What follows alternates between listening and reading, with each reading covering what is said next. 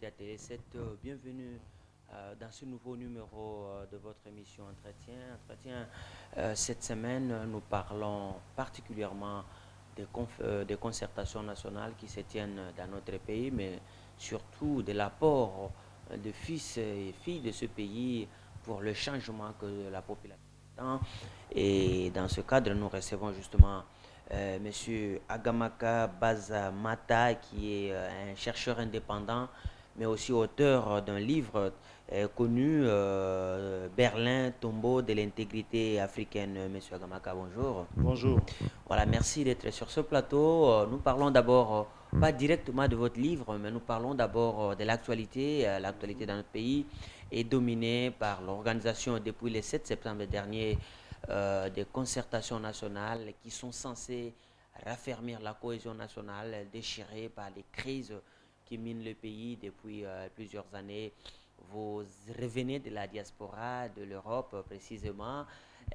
Quelle lecture vous faites d'abord de la crise congolaise en tant qu'intellectuel? Bon, la crise congolaise, comme d'ailleurs je l'avais souligné, ça ne date pas d'aujourd'hui. Le Congo, par rapport à son histoire si récente, nous le savons, peut-être d'autres ne le savent pas, que ça a été attribué à un certain Léopold II qui a, en résultat de la conférence coloniale de Berlin de 1885. Et donc, depuis cette date-là, je dirais jusqu'à nos jours, le Congo n'a pas encore été le Congo que le Congolais rêve. Parce que victime des atrocités de la politique que Léopold avait menée sur nos populations. Et ensuite, le Congo a été attribué à la Belgique, qui a continué le système colonial jusqu'en 1960. Après 60, les fameuses proclamations des indépendances, il y a eu des éclatements, des manipulations de l'Occident qui a toujours rêvé, tel que ça a été défini à la conférence de Berlin de 1885, que le Congo reste une terre neutre où tout le monde pourra venir et faire ce qu'il veut. C'est ce qui a été défini à Berlin. Oui. Et c'est cette situation, au fait, qui continue jusqu'à aujourd'hui. Donc aujourd'hui, nous nous retrouvons dans une situation qui demande vraiment la conscience générale des Congolais, que nous nous tenons main dans la main pour faire face à cette situation que j'ai toujours appelée un complot international. Voilà, complot international, c'est vrai, c'est peut-être le cas de le dire.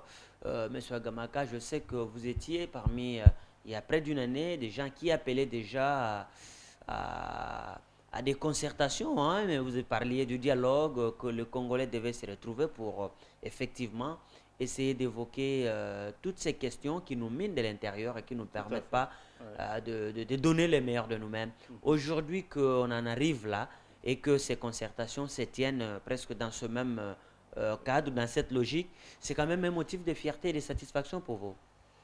C'est un motif de fierté, mais maintenant nous attendons le résultat parce que ce qui compte, ce n'est pas la tenue des concertations, mais c'est le résultat, c'est ce qui va sortir de cette concertation. Pour l'instant, on ne sait pas, on ne connaît pas ce qui va être retenu et ce qui va définir au fait le futur du Congo.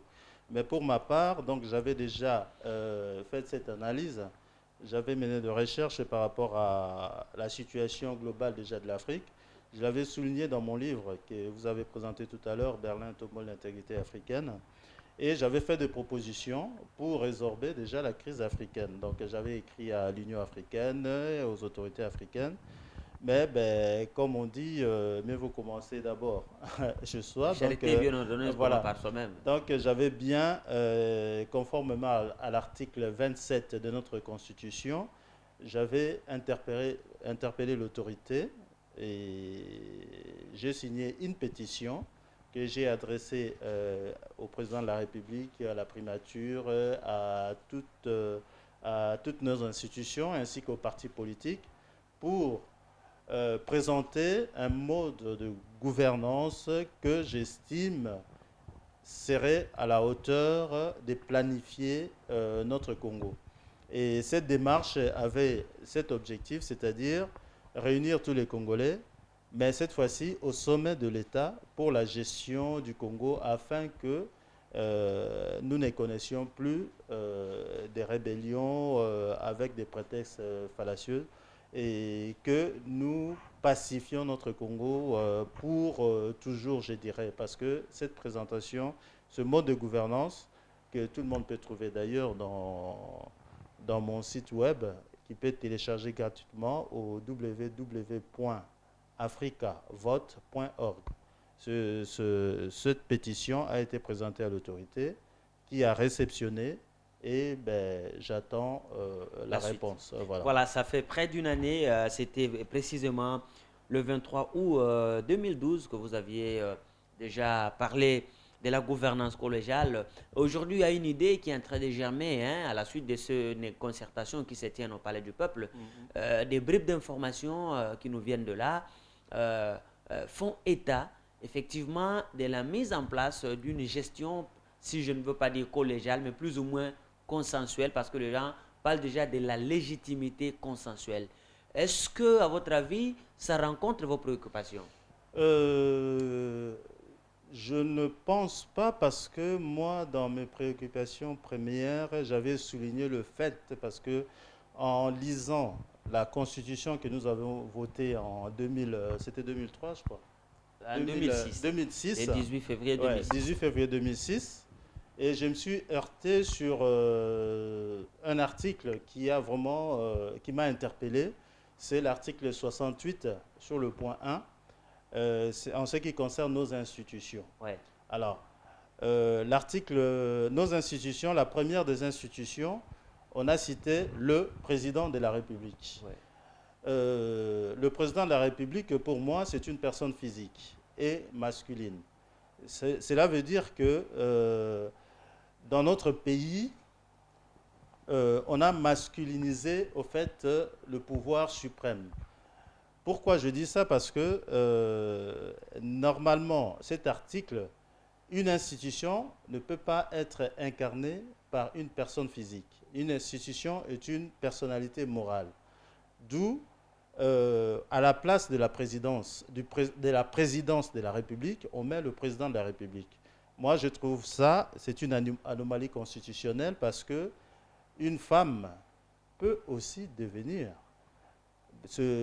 être élue au sommet de l'État et diriger notre pays. Est-ce que vous ne pensez pas que cette terminologie est neutre et que dans l'esprit du constituant originaire, il y avait seulement l'intention de dire que c'était le président de la République qui était la première institution? Mais quand on dit, c'est pour ça, c'est là où il y a, je dirais, un peu de confusion, parce que quand on dit le président de la République, c'est une personne physique, alors qu'une institution doit être une personnalité morale. Le mot le mieux placé, c'est la présidence de la République qui est neutre. La preuve, quand j'ai envoyé mes documents au président de la République en tant qu'institution, j'ai reçu le retour, au fait, l'accusé de réception de la présidence de la République.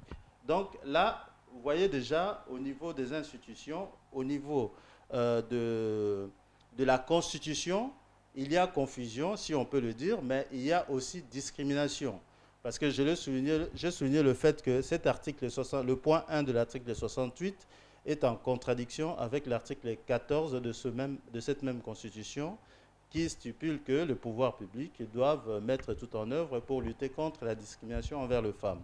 Alors quand on désigne que le président de la République comme institution, alors on se pose la question, quel est l'avenir des femmes? Est-ce que là, c'est pas vraiment...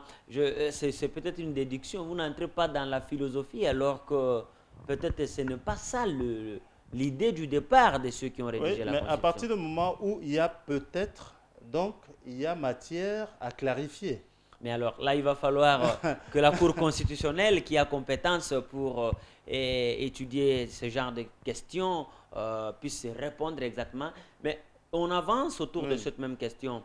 Oui, c'est vrai, vous aviez déjà dénoncé cela, c'est comme tant d'autres. Il y en a qui estiment que dans cette Constitution, il y a des choses à redire.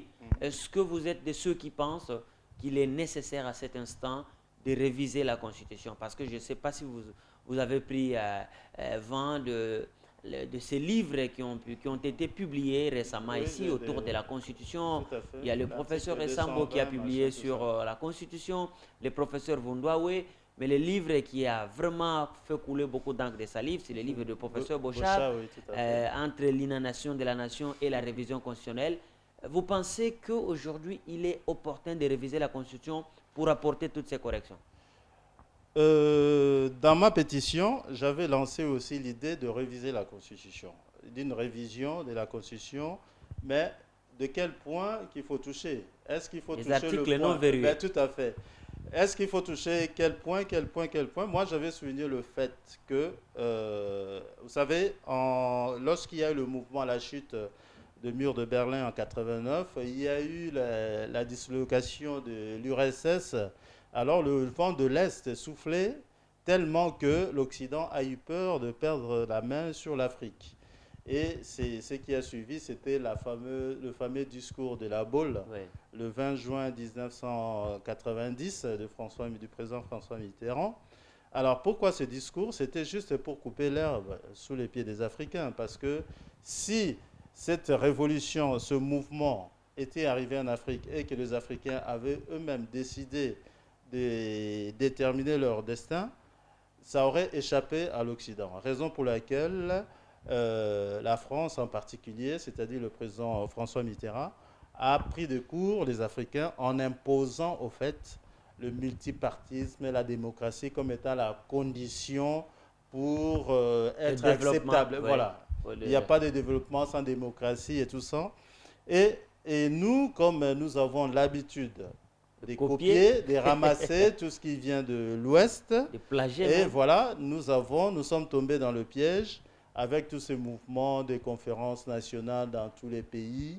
Mais c'était qu'un leurre parce que la réalité avait rattrapé les choses, puisque ça a continué avec des hommes forts sur le continent et l'Occident a continué comment dirais-je, à piller à travers ces hommes forts jusqu'à ce jour.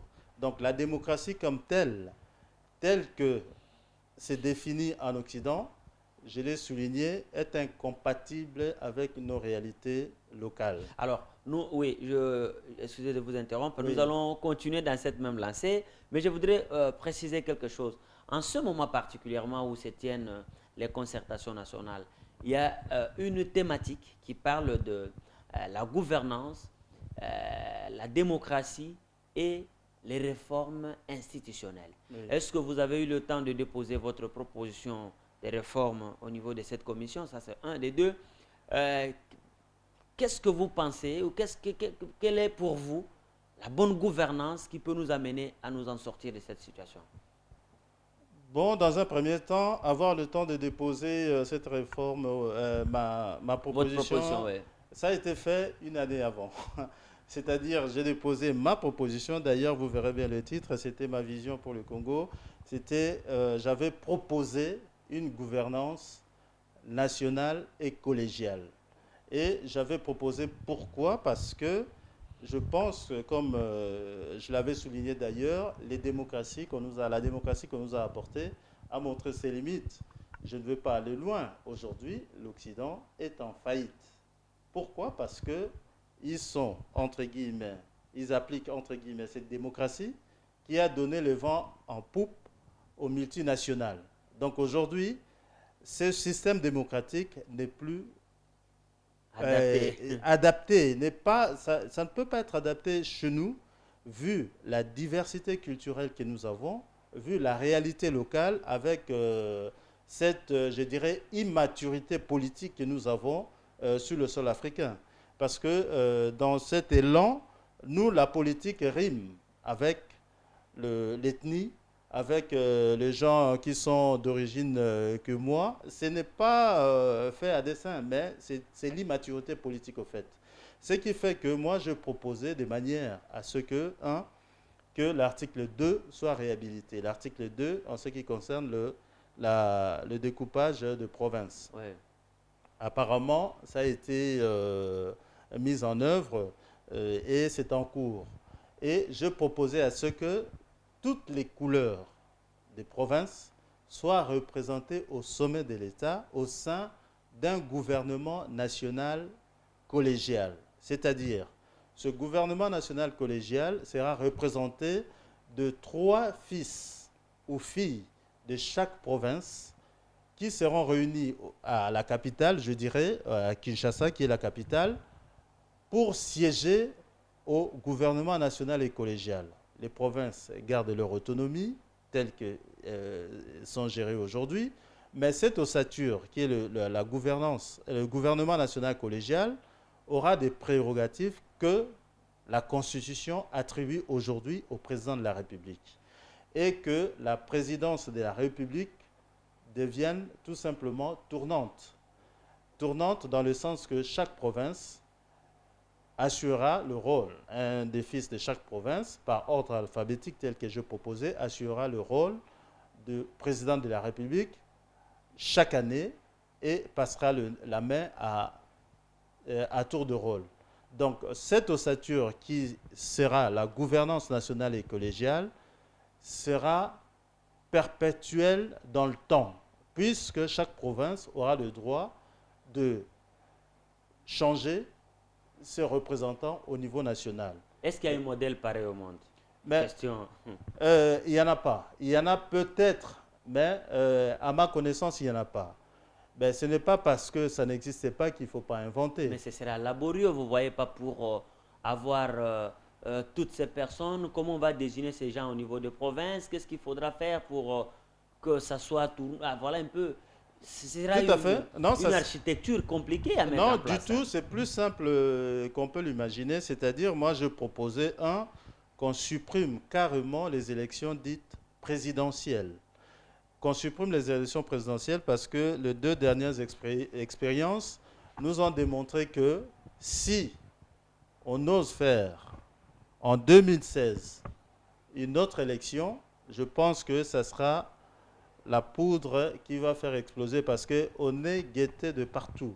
Ceux qui cherchent à balkaniser le Congo attendent qu'une occasion pour s'infiltrer davantage et faire exploser notre nation. C'est pour cela que je proposais cela de manière que les élections dites présidentielles soient proscrites. Qu'on fasse des élections sénatoriales au niveau régional et les 3 premiers sénateurs seront des représentants de provinces appropriées au niveau national. Ça va plutôt simplifier les choses.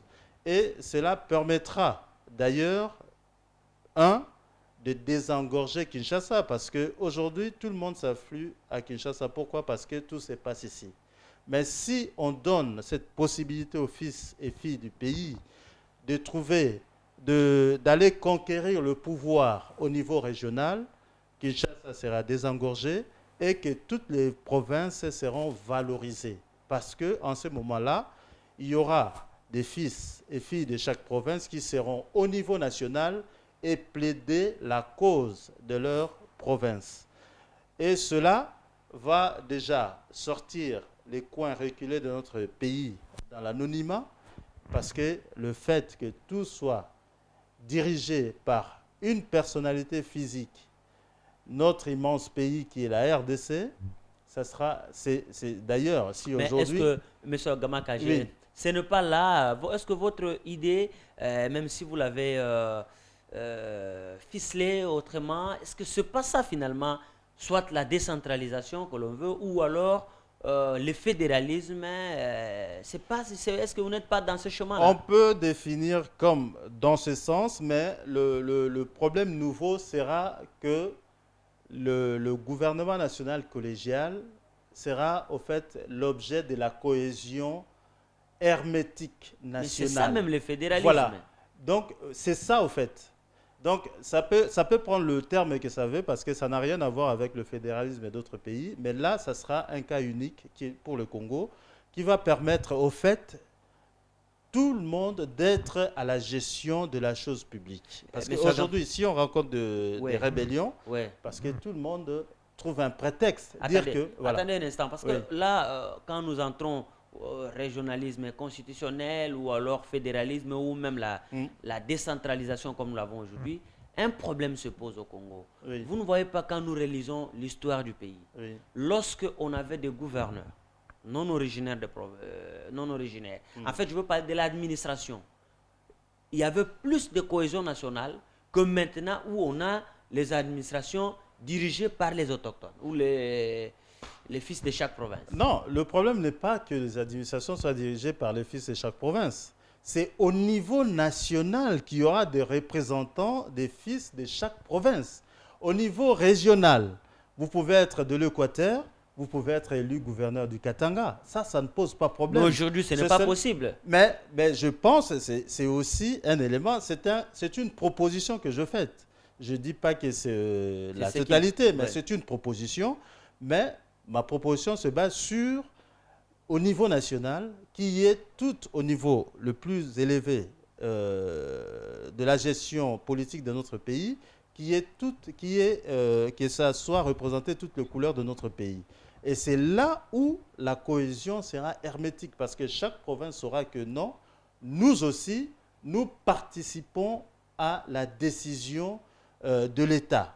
Et ça va former une cohésion qui ne donnera plus prétexte aux gens de dire que voilà, nous sommes marginalisés, on doit prendre les armes, nous sommes ceci, on doit faire ceci, et nous ne participons pas au pouvoir. Alors que tout le monde sera au pouvoir et que cela va permettre à l'État de continuer. Et je fais cette proposition. Le détail, comme j'ai dit tout à l'heure, les gens peuvent trouver ça dans mon site web. Et cela permettra, au fait, à notre pays de recouvrir une paix durable. Alors, au-delà de ce chemin que vous proposez en tant qu'intellectuel, M. Agamaka, aujourd'hui, après vos recherches, 53 ans après, prenons le cas de notre pays en particulier, qu'est-ce qui manque aux Congolais intellectuels? Je parle des élites politiques, les élites économiques, et dans tous les domaines possibles de la vie.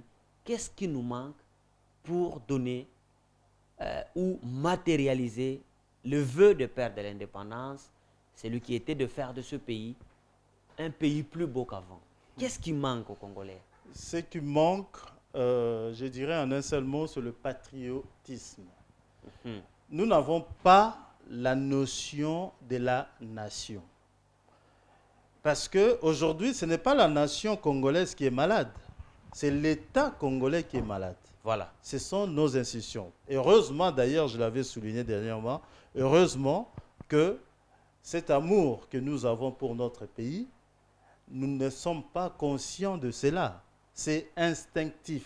Oui. Heureusement. Il est en nous, Il est en nous, c'est-à-dire personne. C'est pour cela les puissances comme les États-Unis, comme tous ceux qui veulent balkaniser notre pays, malgré l'armada, qu'ils ont des armes et tout ce que vous voulez, les complots et toutes les ramifications, ils n'arrivent pas à déstabiliser la nation congolaise. Oui. C'est l'État qui est malade, ce n'est pas la nation.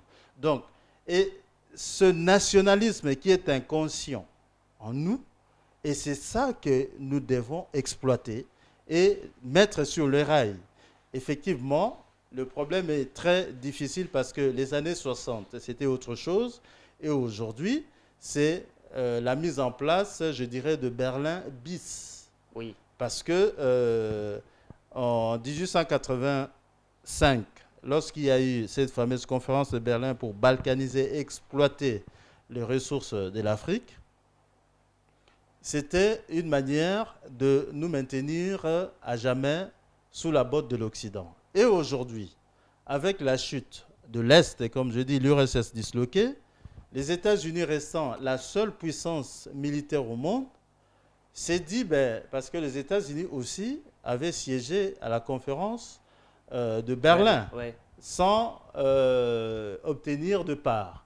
Mais apparemment, aujourd'hui, avec Africom, que moi j'appelle, c'est une armée coloniale, impérialiste, avec Africom, les États-Unis veulent, en fait, en quelque sorte, recoloniser l'Afrique. Oui. Ils ont réussi au Soudan et ils sont en train de chercher, surtout le gros morceau, c'est la RDC. Oui. Mais je peux le dire en face, hein, personne n'y arrivera parce que nous sommes inconscients de cet amour qui nous relie avec notre pays. Mais cet amour, voilà. Oui, M. Agamaka, cet amour, c'est vrai aujourd'hui, vous ne sentez pas qu'il y a beaucoup de craintes dans la mesure où la population se résigne. Aujourd'hui, beaucoup de gens, en tout cas, même les concertations qui se tiennent, on en parle, la population n'est véritablement plus intéressée par la politique parce que les gens sont plus préoccupés par leur survie que de penser à cela. Est-ce que c'est cette culture qui est en train de prendre corps dans nos vies, dans nos cœurs, dans nos provinces, ne risque pas un jour de dire aux gens, bon, par exemple, à l'Est, nous sommes fatigués des viols, il suffit d'un petit vent qui arrive et puis les gens acceptent que le pays soit coupé. Ouais, le danger est là et permanent, comme je l'ai souligné, d'ailleurs, c'est un complot international, mais comme je dis, effectivement, nous avons des institutions, nous avons des hommes politiques, nous avons la société civile et tout ce monde-là qui sont là. Et moi, je lancerai un appel pour dire que nos autorités aussi prennent en considération à nous autres qui faisons des propositions, ne fût-ce que nous répondre. Parce que moi, j'ai fait cette proposition.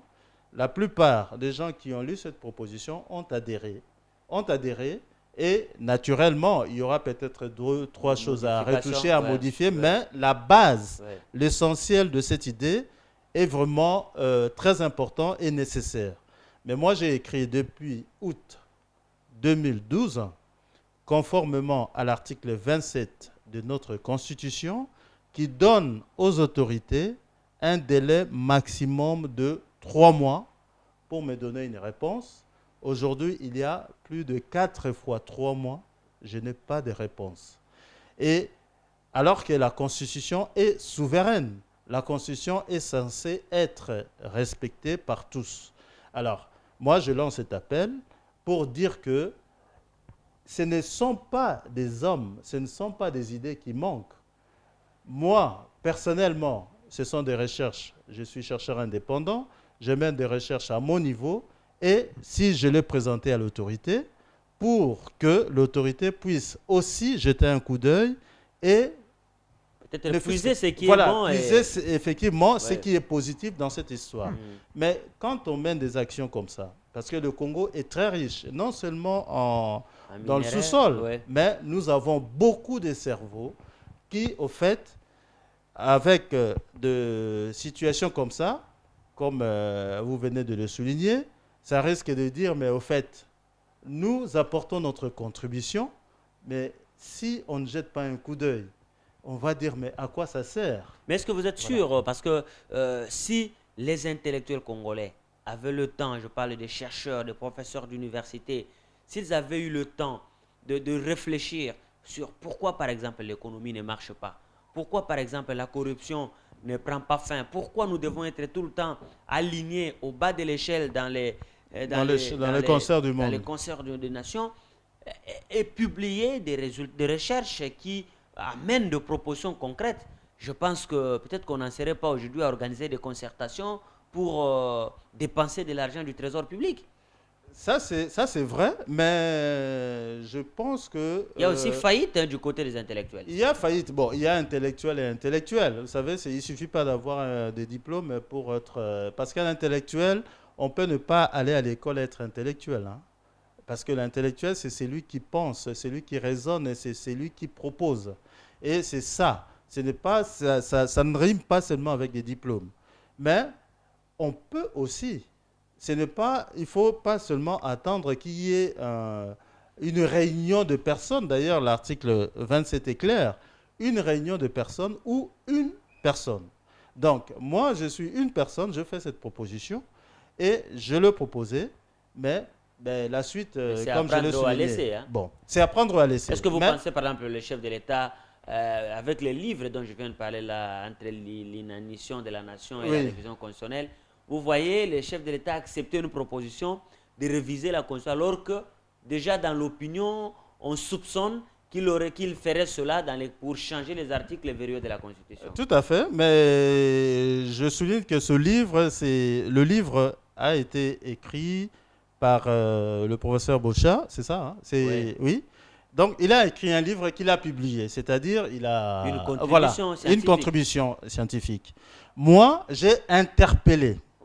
J'ai adressé le courrier, j'ai des accusés de réception et que j'ai interpellé pour avoir une réponse. Et ma contribution, j'ai appelé beaucoup des participants qui sont là-bas aux concertations nationales. Ils regrettent, ils disent, mais vos idées, il fallait venir. Est-ce qu'il fallait s'inviter? Alors qu'il y a déjà plus d'une année que j'ai écrit à l'autorité. L'autorité, c'est la contenance, le contenu Il fallait déposer de ça au présidium. Vous avez encore euh, une copie, c'est pas tard, vous pouvez déposer au présidium. On pourra prendre ça en considération dans les états généraux qui sont en train de fonctionner jusqu'à présent. ça, je peux le faire, mais je peux dire que le président des deux chambres de l'Assemblée Du Parlement, vous voulez dire. du Parlement ont reçu ce document que j'ai adressé à la présidence de la République. Et donc, ils ont le document, ils vont suivre l'émission, ils sont en train de suivre d'ailleurs. Ils n'ont qu'à référer, si nécessaire, de documents que j'ai déposés. Les accusés des réceptions sont là, je n'ai pas besoin de le présenter ici à la télé. Le deux chambres, le Parlement a reçu, la présidence a reçu, la primature a reçu, le procureur a reçu, tout le monde, tous les partis politiques ont reçu ce document. Donc, c'est une référence déjà, et tout le monde peut le télécharger sur mon site. Donc, ce côté-là, il n'y a pas de problème. J'ai apporté ma contribution et que l'autorité, au fait, apprécie. Voilà, Monsieur Gamak, avant qu'on on en vienne à votre livre ici, on va finir un peu avec notre pays hein, en particulier. En ce qui concerne les textes, il y a des chercheurs qui disent que le Congo ne manque pas de textes. Depuis 1960 jusqu'à aujourd'hui, nous avons même connu une inflation constitutionnelle. C'est presque chaque 3 ans que nous avons une constitution. Et quand vous lisez à l'intérieur, vous trouvez qu'elle est très bien rédigée, cette constitution. Elle a le même standard que les autres constitutions des autres pays qui marchent. Tout à fait. Mais est-ce que chez nous, le problème, c'est un problème de texte ou le problème d'application? C'est un problème d'application des textes. Est-ce que nous avons une crise d'hommes malgré les intellectuels que nous avons dans ce pays? Je dirais les deux. Je dirais les deux, pourquoi? Parce qu'il y a un problème d'application, effectivement, parce que, vous savez, nous avons passé quand même 32 ans de moboutisme. Et au cours de ces 32 ans, c'était vraiment le libertinage. C'était les libertinages. L'État, au fait, était voué. L'État, c'était pas la population. La population était dans la rue, tout ce que vous voulez. Chacun, c'était l'article 15, au fait, hein, ce fameux article 15. Donc chacun avait sa constitution dans sa poche et il appliquait sa loi partout. Et cette habitude-là, nous l'avons acquise jusqu'aujourd'hui. Ouais. Et nous avons du mal aujourd'hui à respecter l'État. Donc il y a question d'éducation de la population, il y a question d'éducation de la masse. Quand on voit qu'on a rasé des bicoques ici pour élargir la route, on rase aujourd'hui, le lendemain les gens reviennent, alors on se pose la question, qu'est-ce que... d'autorité de l'État. Non, parce qu'il y a aussi, mais quand l'autorité vient s'impose et que la population revienne sur ce que l'autorité a fait. Donc il y a un problème d'éducation, il y a un problème de la tête. Il y a un problème aussi d'interprétation des textes. Et cela, ça crée une confusion parce que nous ne sommes pas habitués à être, comment dire, à nous soumettre à la loi. Et cette habitude que nous avons perdue, c'est ce qui fait le désordre aujourd'hui. Et deuxièmement, il y a un problème de texte. Ce problème de texte, c'est ce que j'ai dénoncé. Nous avons, la plupart des pays africains ont calqué, au fait, les constitutions des pays des colonisateurs. Ouais. Et c'est ce que je soulignais, c'est incompatible avec notre réalité. Alors, oui, nous n'avons plus assez de minutes. On va maintenant revenir sur Berlin, les tombeaux de l'intégrité africaine. Ce livre, il date quand même de beaucoup. 2010. De 2010. Après, oui. Voilà, il est là. Ceux qui peuvent le chercher vont le chercher. On va essayer un peu de revenir. Vous accusez trop le colonisateur. Oui. Le blanc est parti hein, officiellement, de manière théorique, depuis 60. Les années 60, s'il faut reculer à ceux qui ont eu des indépendances vers 1954, 56, on parle du Ghana, du Nigeria et les autres. Mais la plupart des pays, c'est depuis 60 que les États presque de l'Afrique francophone sont indépendants. Mais lorsqu'on voit aujourd'hui, les États sont incapables de s'organiser. Vous arrivez dans des pays où on a du mal à respecter les textes, on vient de le dire. on a du mal à organiser. Même l'administration publique dans notre pays n'existe pas. Est-ce que tous on doit mettre sur le dos de la colonisation ou de la conférence de Berlin? Non, d'ailleurs, je suis clair dans mon livre. Quand j'ai conclu le livre, je l'ai bien souligné que c'est l'Africain le responsable. Moi, je l'ai bien dit. Pourquoi j'ai dit, si j'ai souligné le fait, je l'ai bien dit que c'est un constat. Ouais. On ne peut pas. L'histoire, c'est comme ça. Hein. On relate ce qui s'était passé. Quand on relate, ce n'est pas une condamnation. Ouais. On dit ce qui s'était passé. Ouais. Mais à la fin, j'ai condamné nous. Ouais. Nous sommes responsables de cette situation parce que dans la vie de tous les jours, chacun est maître de son destin. Et nous ne fournissons aucun effort. Voilà, pour défendre nos intérêts. Voilà. Nous sommes facilement corruptibles. Oui. Nous sommes facilement, parce que par manque aussi de maturité de niveau intellectuel, hein, de l'éducation. Hein, et que, je l'ai d'ailleurs souligné que le problème, c'est que nous ne sommes pas encore sortis des ornières de Berlin. Pourquoi? Parce que quand l'Afrique était indépendante, entre guillemets, parce que c'était le mouvement des années 60, il était question de faire une contre-conférence, d'effacer Berlin, de sortir de Berlin pour une Afrique nouvelle, c'est-à-dire faire l'état des lieux de l'Afrique. Nous avons trouvé l'Afrique telle que le colon avait laissée. Nous avons prolongé la colonisation en adoptant l'éducation mensongère que nous apprenons à l'école aujourd'hui, en ajoutant, en prolongeant le système de gouvernance, en prolongeant tout ce qui était négatif que l'Occident, l'occupant, avait amené.